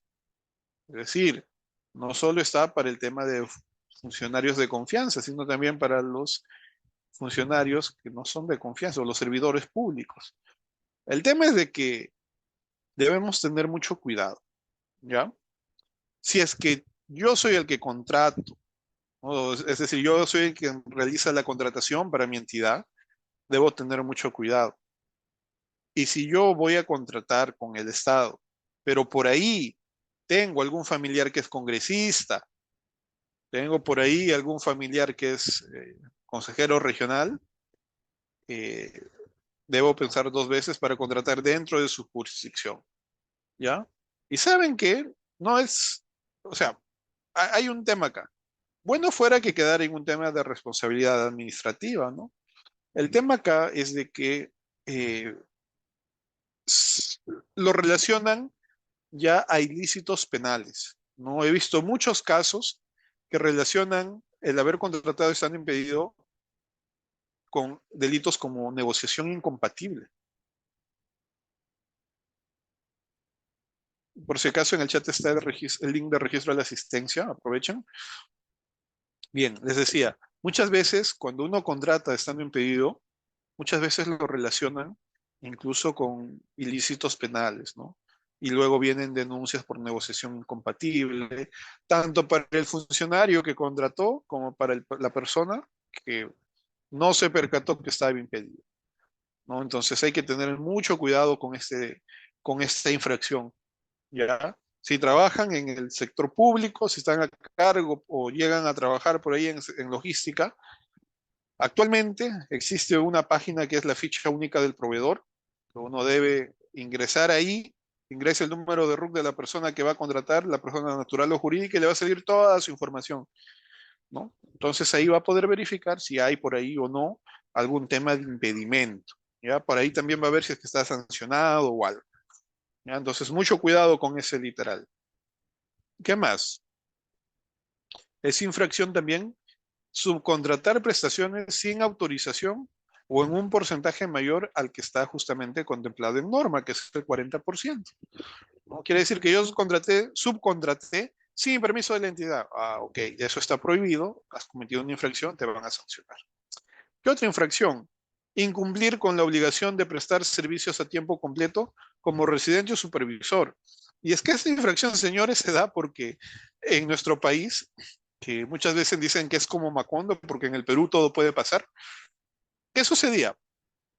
Que figuraba un supervisor de obra, ¿no? Valga la redundancia, supervisando una obra, por ejemplo, en la ciudad de Trujillo, durante todo el 2023. Pero luego se tenía conocimiento que el mismo profesional, también durante todo el 2023, supuestamente supervisó una obra en Piura, por ejemplo. Entonces la pregunta es, ¿cómo una persona puede estar en dos lugares distintos al mismo tiempo? ¿Es este un imposible jurídico acaso? ¿O cómo lo hizo? Quizás se teletransportaba, ¿no? Entonces era tan común este tipo de prácticas antiguamente que se vio en la necesidad del legislador de incluirlo como una infracción para estos profesionales, ¿no? Para el residente de obra o para el supervisor de obra, ¿no? Actualmente solo puede estar en una única obra, ¿no? Ejecutando ese contrato, ¿ya? Entonces hay que tener en cuenta eso también. ¿Qué otra infracción? Ocasionar que la entidad resuelva el contrato, lo que les decía, ¿no? Contrato yo y nunca ejecuto nada, nunca presento un entregable, nunca voy, nada. Entonces la entidad se verá en la necesidad de resolverme el contrato. Pero como siempre hablamos de que hay una necesidad pública, una finalidad pública en un contrato con el Estado, el hecho de que me resuelvan ese contrato por mi culpa implica que la entidad no ha podido satisfacer esa necesidad, no la ha podido atender por mi culpa. Es por eso que el Tribunal de Contrataciones me va a sancionar. ¿Ya? ¿Qué más? Miren acá, la G dice, no proceder al saneamiento de los vicios ocultos en la prestación a su cargo. ¿Qué pasa, por ejemplo, cuando yo soy ejecutor de obras, construyo un colegio, pongamos, o sea, de 3 pisos, ¿no? Con toda la tecnología, lo más moderno, bacán. Yo culmino mi plazo de ejecución, culmino la ejecución de las partidas y le digo a la entidad, ¿sabe qué? Ya acabé, ¿no? Hago las anotaciones en el cuaderno de obra. Se forma el comité de recepción de obra, acude a la obra y empiezan a verificar, ¿no?, la ejecución de cada una de las partidas. Y en efecto, verifican que sí, las partidas están ejecutadas, ¿no? Entonces, proceden con la recepción, ¿no? Ellos fueron, por ejemplo, a, a los baños, vieron que todo estaba ok, no había ningún problema, listo. Un mes después, cuando el colegio ya está en funcionamiento, digamos así, la pared, por ejemplo, empieza a humedecerse, ¿no? Una pared empieza a humedecerse. ¿Qué pasó ahí? Entonces, podría ser que hay algún tubo de su conexión de agua que estaba roto, que estaba rajado, y el agua está filtrando por ahí. Esa deficiencia, por ejemplo, el comité de recepción, cuando hace la verificación, obviamente no iba a poder advertirlo, ¿no? Pero es un vicio que salta después, no salta a la vista después, es apreciable después. Entonces, obviamente, el contratista está en la obligación de dar saneamiento, de solucionar esos vicios ocultos en la prestación, ¿no? Ese es un ejemplo. ¿Qué más? Negarse injustificadamente a cumplir obligaciones derivadas del contrato, ¿ya? Pero ojo, estas obligaciones eh, se deben cumplir con posterioridad al pago, ¿ya? Esa es la infracción. Cuando uno se niega injustificadamente a cumplir obligaciones que se derivan del contrato, pero que deben ser realizadas posterior al pago, ¿ya? ¿Qué más? Lo que ya señalábamos, presentar información inexacta, como con el literal I, y en el literal J presentar documentos falsos. ¿Cuál podría ser la diferencia entre presentar información inexacta y presentar documentos falsos? Miren, el OCE ha desarrollado esta diferencia a través de distintas resoluciones y la idea que debemos manejar es esto, ¿no? Supongamos que yo he prestado, a ver, supongamos que yo voy a postular a un servicio, por ejemplo, ¿ya? A un servicio, una consultoría quizás en materia legal, ¿ya? Porque soy abogado. Pero las bases me piden que acredite 3 años de experiencia como especialista, ¿ya? En contrataciones públicas, en entidades públicas o privadas, así, como especialista, ¿ya? Y yo tengo 3 años en contrataciones públicas, pero no como especialista, sino supongamos como asistente legal. Entonces, obviamente, o, perdón, a ver, voy a cambiar el ejemplo, ¿ya? Yo solo tengo 2 años y medio como especialista en contrataciones públicas. Entonces, me voy a ver en una situación de, si yo presento solo esos 2 años y medio, no voy a ganar. Pero ¿saben qué? Quien emite las constancias de prestación es mi amigo. Entonces yo voy y le hablo. Oye, ¿sabes qué? Mira, yo necesito una constancia. Yo he estado acá 2 años y medio, pero creo que me hagas un favor, pues, ¿no? Y que le pongas ahí que he estado acá 3 años. Nadie se va a dar cuenta.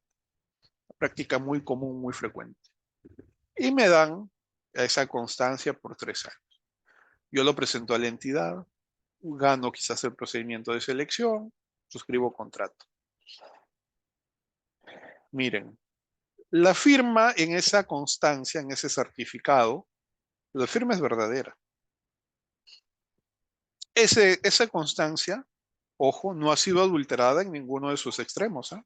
Así tal cual, el responsable en la entidad de emitir esos documentos es el que me lo ha dado. Yo no he modificado nada. Si la firma no fuera de él y yo hubiera firmado por él, hablamos de una firma falsificada. Y ya no hablaríamos de información inexacta, sino de presentar un documento adulterado, literal J. ¿Ya? Si ese certificado hubiera salido con la firma de responsable, ¿no? Pero yo lo hubiera manipulado, escaneando, pegando, cortando, y lo hubiera cambiado los dos puntos, los 2.5, ¿ya? Por 3, igual, yo estoy adulterando ese documento. Ahora, lo que yo presento, cuando yo presento ese documento con la firma verdadera del responsable de emitir esos certificados, y yo no he cambiado ningún extremo, no he adulterado nada, esa es una información inexacta, porque no concuerda, ojo, con la realidad, más allá de que yo no he firmado o yo no, digamos así, he adulterado ese documento. No, está tal cual, ¿no? Pero la información no concuerda con la realidad. Y entonces, cuando una información no concuerda con la realidad, es una información inexacta. Cuando yo he falsificado algo o lo he adulterado, ¿no? Ahí ya hablamos de el literal J de estas infracciones. ¿Cuál es la diferencia entre esto? Ojo, ya hablando de las consecuencias, el literal J, ¿no? Su periodo de sanción es mínimo 36 meses. Ya, o sea, te sancionan por 3 años. Entonces, a tener mucho cuidado con esas dos infracciones. ¿Ya? ¿Qué más? ¿Qué más es infracción en el marco de las contrataciones del Estado? El suscribir contratos sin contar con RNP. Pregunta, ¿y siempre que yo suscribo un contrato sin RNP, es infracción? Si hablamos de procedimiento de selección, realmente necesitamos RNP sí o sí. ¿Ya? Si hablamos de contratos por montos iguales o menores a 8 ITs, también debo tener RNP. La única excepción es cuando el contrato que yo voy a suscribir no supera una UIT. ¿Ya? Si no supera una UIT, solo en ese caso no me van a exigir el RNP. Todos los demás casos, sí. ¿Ya? Ahora, también es infracción perfeccionar el contrato luego de que está notificada una suspensión, no sé, una apelación, o sea, el proceso está impugnado, pero a mí como contratista y a la entidad, pues no les importa y siguen adelante y perfeccionan el contrato. O buscan convalidar un acto viciado, dígase así. ¿Qué más? Formular fichas técnicas, estudios de preinversión, especificaciones con deficiencias.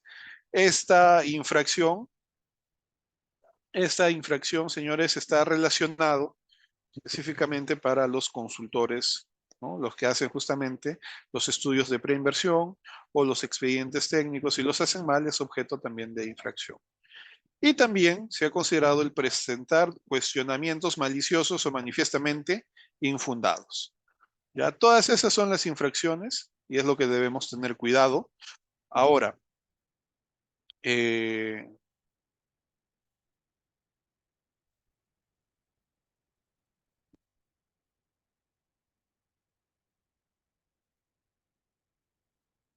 tenemos lo siguiente. Cuando hemos hablado de los contratos por montos iguales o menores a 8 UITs, debemos tener en cuenta que este tipo de contrato solo pueden ser objeto de sanción por 4 infracciones. Ya, es decir, de todo este listado que hemos revisado, estos son perfectamente aplicables a los contratos derivados de procedimientos de selección. Pero si hablamos de estos supuestos excluidos, recuerden, pero sujetos a supervisión del OCE, los contratos por montos iguales o menores a 8 ITs, solo son, ¿por qué puedo sancionar en ese tipo de contratos?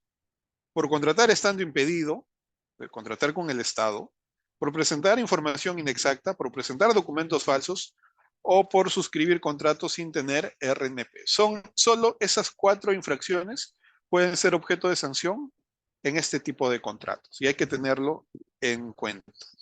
¿Ya? La responsabilidad objetiva es lo que les decía justamente, ¿no? No se analiza el tema de si fue dolo o culpa, basta con haberse cometido. ¿no? Y, por ejemplo, está presente en las infracciones que vemos en pantalla, en desistirse o retirar. Perdón, estas son las excepciones, ¿no? O sea, acá sí podría haber un tema de análisis, si hubo intención o no, ¿ya? Que es en lo que vemos en pantalla. ¿Cómo es el procedimiento sancionador ante el Tribunal de Contrataciones del Estado? Las etapas. Miren, todo empieza con una denuncia, que puede hacerlo un tercero, que puede hacerlo la entidad, ¿correcto? Ahora, dentro del plazo de 10 días hábiles, el Tribunal de Contrataciones debe analizar, ¿ya?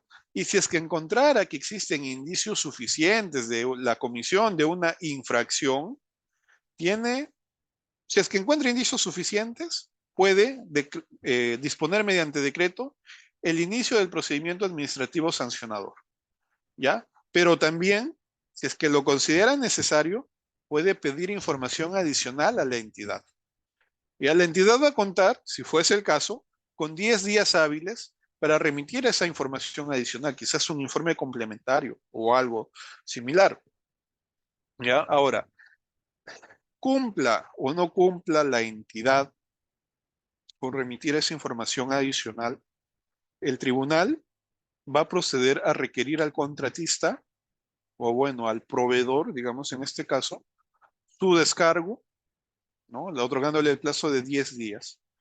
Y con o sin el descargo, o sea, puede que presente o puede que no presente el contratista su descargo, va a remitir todo el expediente a una sala en específico, ¿ya?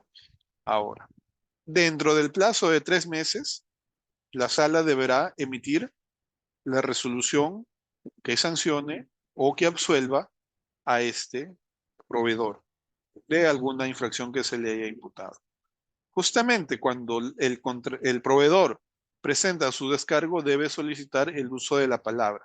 Esto que implica que el OCE, o mejor dicho, el Tribunal de Contrataciones, va a fijar fecha para una audiencia pública, donde le va a dar el uso de la palabra por máximo de 10 minutos a las partes, es decir, a la entidad denunciante o al proveedor denunciado, ¿no? Según al que se presente a la audiencia. Entonces, este es el esquema del procedimiento sancionador ante el Tribunal de Contrataciones del Estado.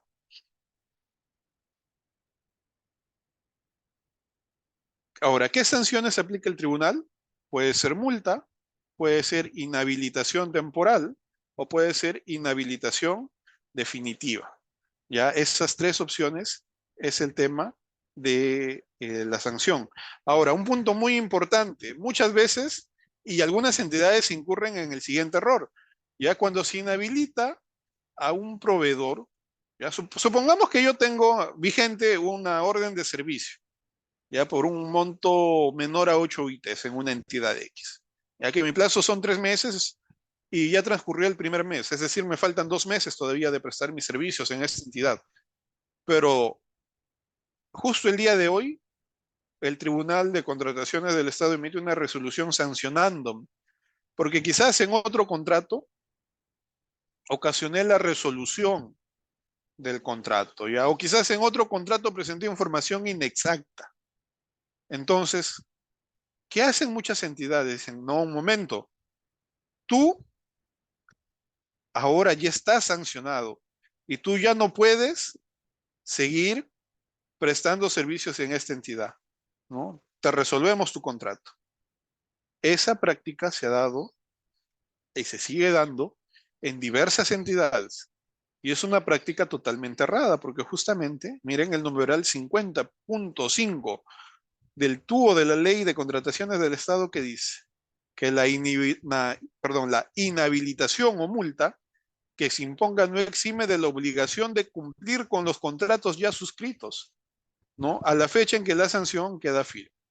Quiere decir que en el ejemplo que yo les he dado, yo debería terminar de prestar mis servicios los 2 meses que faltan y luego sí ya no podría suscribir ningún otro contrato hasta que culmine mi sanción. Mejor dicho, las obligaciones que ya asumí, los contratos que ya suscribí, yo debo cumplirlos más allá de que me sancionen con inhabilitación o con multa, ¿ya? Para terminar, quiero compartir con ustedes un caso práctico y bastante peculiar. Miren, es lo siguiente.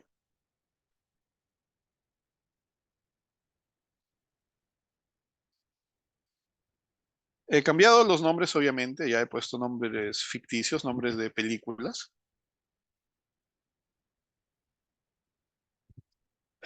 Justo lo que hemos visto hoy día, ya, saliéndonos de los procedimientos de selección, más allá de que alguno de los presentes sea contratista o esté interesado en ser contratistas, ya, pero supongamos, como les decía, que el supuesto más común es de que alguno de nosotros tenga algún contrato o llegue a tener algún contrato por monto igual o menor a 8 ITs en alguna entidad, ¿ya? ¿Qué pasó en este caso? Año 2020, año de pandemia, ¿no? Consideramos que la Municipalidad Provincial de Wakanda ya emite una orden de servicio para contratar el servicio de contratación de un analista de procesos, ¿ya? ¿Cuál es el monto? 12.000 soles, ¿ya? Está dentro de, es menor a 8 ITs y es menor a las 8 ITs de ese entonces, del año 2020, que creo que era 4.300 soles. Y un plazo de ejecución de 30 días, ¿ya? Ojo, marzo 2020. Para diciembre de ese mismo año, eh, esta municipalidad provincial de Wakanda pone en conocimiento del Tribunal de Contrataciones del Estado, ¿no? Que el proveedor, que hemos denominado el soldado del invierno, habría incurrido en causal de infracción, ¿ya? Ahora, miren qué tiempo pasa desde el 16 de diciembre del 2020 hasta el 27 de diciembre del 2023, 3 largos años. Ojo que los plazos que hemos visto en el esquema del proceso sancionador, en ningún lado dice 3 años, ¿eh? Pero bueno, eso es lo que se da en la realidad. 3 años después, el Tribunal de Contrataciones emite un decreto disponiendo iniciar un procedimiento administrativo sancionador, pero fíjense en la literalidad en lo que he puesto en mayúscula, ¿ya? ¿Cuál es la infracción que el Tribunal de Contrataciones dice que se ha cometido? Negarse injustificadamente a cumplir obligaciones derivadas del contrato. ¿Alguien recuerda si esa infracción así, con esa redacción, existe? ¿Alguien recuerda si la hemos visto? Porque justamente les hice una aclaración, les dije, por si acaso, esto va, pero con algo más. ¿Alguien recuerda?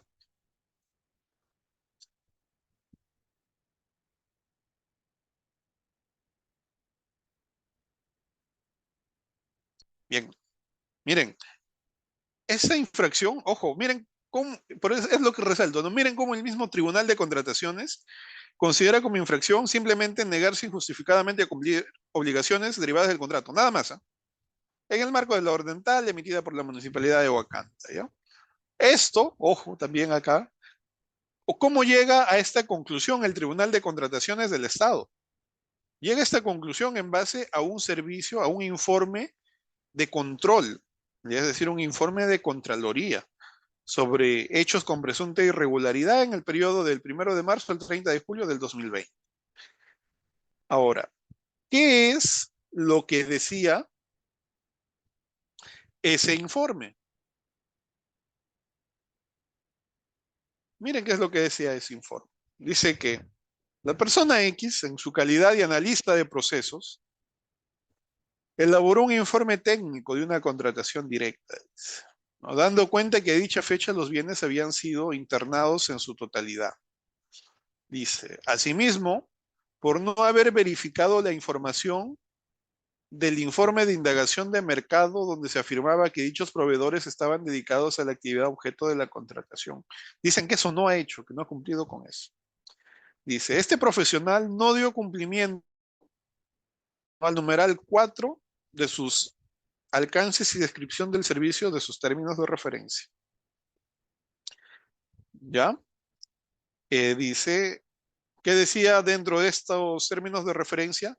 Que esta persona, este profesional, debía verificar que las cotizaciones recepcionadas contengan el detalle del requerimiento. En conclusión, ¿qué es lo que dice Contraloría? Sé que este profesional no ha cumplido con esa obligación que estaba en su orden. Muy bien, ¿no? Y ya. Está bien, una de sus obligaciones dentro de su orden era esa. Ya, eso no hay discusión. Pero esto debería ser analizado a nivel quizás de Contraloría, pero no del Tribunal de Contrataciones del Estado, porque el Tribunal de Contrataciones del Estado tiene ciertas potestades, pero también para ciertas infracciones. Y acá de lo que nos están hablando es de un incumplimiento de obligaciones que de lo que estaba en sus términos de referencia, ojo. Y miren que esto, miren, pero miren esta obligación, es verificar que las cotizaciones recepcionadas contengan el detalle de requerimiento. Ojo que esta no es una obligación que deba realizar después de que a él le han pagado. O sea, después de que cumplió con su prestación, haya habido alguna obligación que tenga que cumplir después y que él se haya negado injustificadamente a cumplir con esa obligación. Porque justamente, miren, el tribunal dice que la infracción es el literal H del numeral 50.1 del artículo 50 de la ley. ¿Ya? ¿Y qué es lo que dice el literal H? Lo que tenemos en pantalla. Negarse injustificadamente a cumplir obligaciones derivadas del contrato. Hasta ahí es lo que había considerado como infracción el tribunal. Pero la infracción no es esa. La infracción señala que deban ejecutarse con posterioridad al pago. Y pregunta, el hecho de verificar que estas cotizaciones, ¿no? Que las cotizaciones que este profesional recibió tengan el detalle de requerimiento, ¿es una obligación que el profesional debía cumplir con posterioridad a su pago? No, es una obligación, sí, que debió ejecutar en el marco de sus funciones, pero esta infracción está dirigida a otras cosas. Es un supuesto diferente que no calza en, esta, en estos hechos señalados por el informe de control. Ahora, pero este es un caso que me tocó asumir ya como abogado. Entonces, lo que planteamos nosotros, la línea de defensa, ¿cuál fue? Primero que nada, cuestionar la competencia del tribunal arbitral, porque la competencia para sancionar debe estar reconocida, debe estar atribuida necesariamente por ley. Esto en virtud del principio de legalidad. ¿Está bien? Entonces, tengamos en cuenta, ojo, estamos hablando no de un proceso de contratación pública, sino de un contrato por un monto menor a 8 UITs. El monto de esta orden de servicio fue 12.000 soles. Recordemos que en el 2020 la UIT fue 4.300 soles. Entonces, obviamente, esos 12.000 soles corresponden a un contrato inferior a 8 UITs. Y ahora, otro punto que mencionamos a lo largo de esta ponencia es este, ¿no? Que para estos contratos por montos iguales o menores a 8 UIT, ¿cuáles son las infracciones que se les puede imputar? Las de literal C, que son, miren, literal C, literal I, literal J o literal K. El C que era contratar estando impedidos. El I que era información inexacta. El J que era documentos falsos. Y el literal K que era no tener RNP. Pregunta. Entonces a este señor, en el marco de un contrato por monto inferior a 8 UIT, ¿se le podría imputar esta infracción de literal H? Obviamente que no. ¿Y qué es lo que resaltamos? Que el mismo Tribunal de Contrataciones es el que dice que este señor ha cometido esa infracción. Y miren cómo, de alguna manera, se trata de, digamos, modificar la infracción, porque él, según el 12, la infracción es negarse injustificadamente a cumplir obligaciones derivadas del contrato. Omiten justamente la parte más importante de esta infracción, que es que cumpla con que sean obligaciones que deben ejecutarse con posterioridad al pago. ¿Ya? Entonces, por un lado, atacamos el tema de la competencia del tribunal. El tribunal no tiene competencia para este tipo de casos. Y esto, hay jurisprudencia al respecto, como la resolución 144/2024. ¿Ya? ¿Y qué más? Sin perjuicio de lo señalado, esta infracción tiene varios supuestos que deben cumplirse para hablar de que se ha configurado, de que se ha cometido esta infracción. ¿Y cuáles son estos supuestos? Estos presupuestos que debe cumplir. Primero, que existan obligaciones que se deriven de este contrato que deban ejecutarse con posterioridad al pago. Ya, si ustedes revisaran la orden de servicio, no había ninguna obligación para este señor que debe ejecutarse con posterioridad a su pago, no había ninguna. Segundo, que haya un requerimiento por parte de la entidad al contratista para que cumpla con esas obligaciones que deben ejecutarse con posterioridad al pago. En todo el expediente del procedimiento sancionador, no había un solo requerimiento de la entidad hacia el contratista para que cumpla con alguna obligación. No lo había. Y tercero, la negativa del contratista para cumplir esas obligaciones. Pero ¿cómo puede existir una negativa del contratista si nunca hubo un requerimiento de la entidad? ¿No? Entonces, primero que nada, por tema de competencia y en segundo lugar, perdón, el tema de los presupuestos de esta infracción, ninguno se configura, ninguno es viable, ¿no? Es así, y eso también, por ejemplo, había jurisprudencia al respecto, como la resolución 508 del 2024, ¿no? Que va justamente, que dice que uno de estos requisitos es que hayan obligaciones del contrato que deban ejecutarse con posterioridad al pago. Y no lo hay simplemente, ¿no?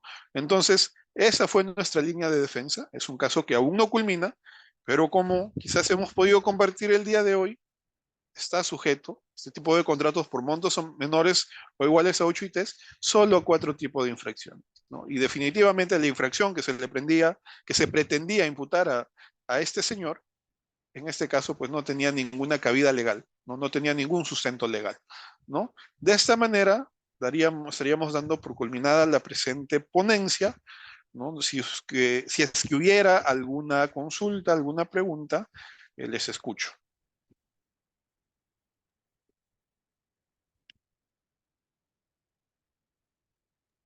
Efectivamente, a Carlos, ver, vamos a pregunta, a ver. Juan Pablo, José Carlos, José sí, Carlos, te escuchamos. gracias, gracias. En primer lugar, para agradecer al colegio y en segundo lugar a José Carlos por la excelente ponencia. De verdad que me has aclarado bastantes dudas y más que pregunta es mi agradecimiento. Ya habrá un curso al cual has hablado que se va a dictar sobre licitaciones públicas, el cual me interesa bastante. Y ahí quizás tenga más preguntas para ti, José Carlos. Muy agradecido por...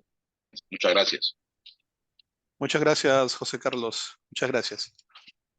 Justamente, mi estimado José Carlos, bueno, ha sido una oportunidad para que usted pueda ver la calidad de ponencia en la que el día de hoy nuestro abogado José Carlos Silvestre ha podido dar y que aprovechando, a ver si podemos compartir también, mi estimado José, a ver si puedes compartir para yo compartir el tema del brochure de Ya licitaciones está. públicas, que justamente acá estamos para que ustedes lo puedan ver acerca de lo que se va a llevar a cabo, de lo que corresponde al curso virtual de licitaciones públicas que se va a celebrar ya desde el día 4 de mayo, sábado 4 de mayo.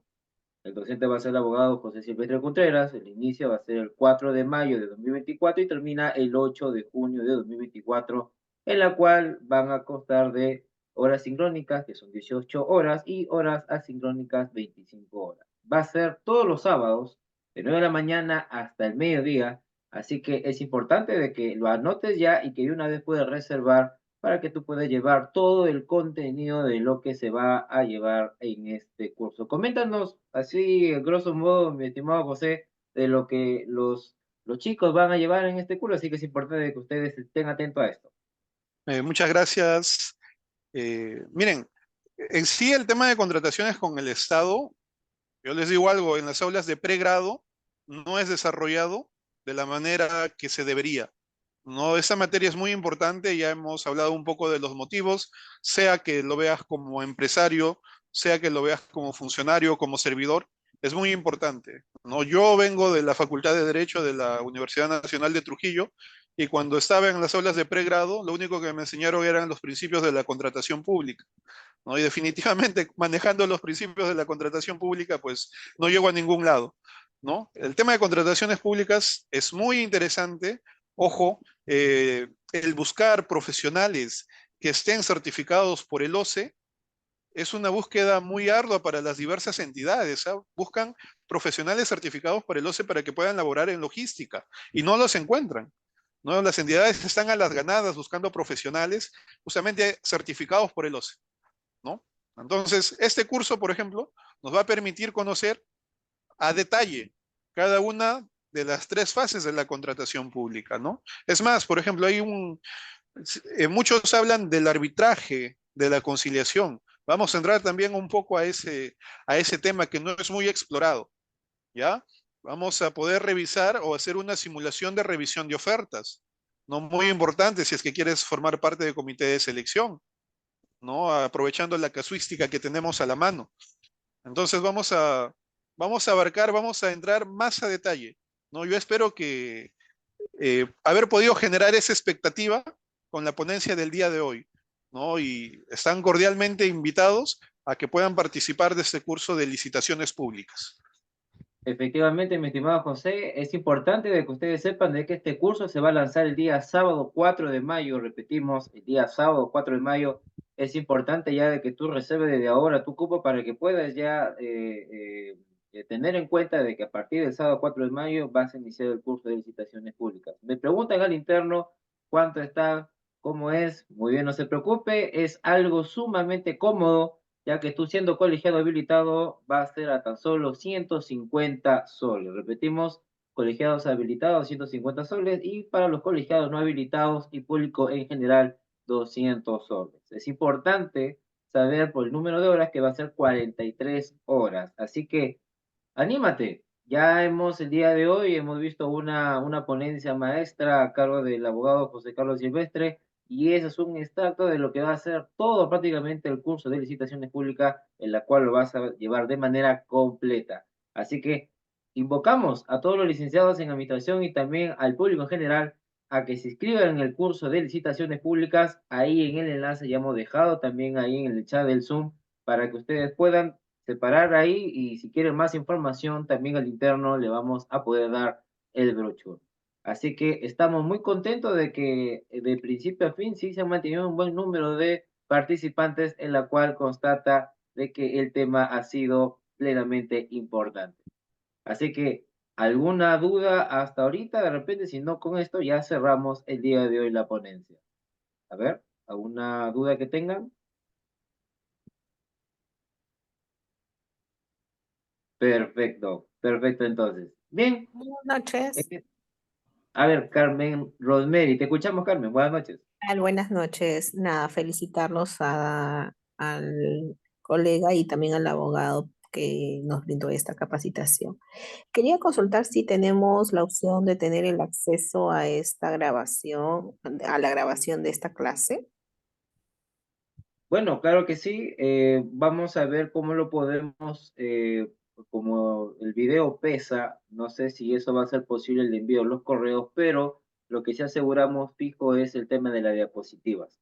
Así que ya al interno ya nos pasó el abogado José Carlos Silvestre para que adjuntando junto con su certificado, pues se envíe ya los correos respectivos, a los correos electrónicos respectivos.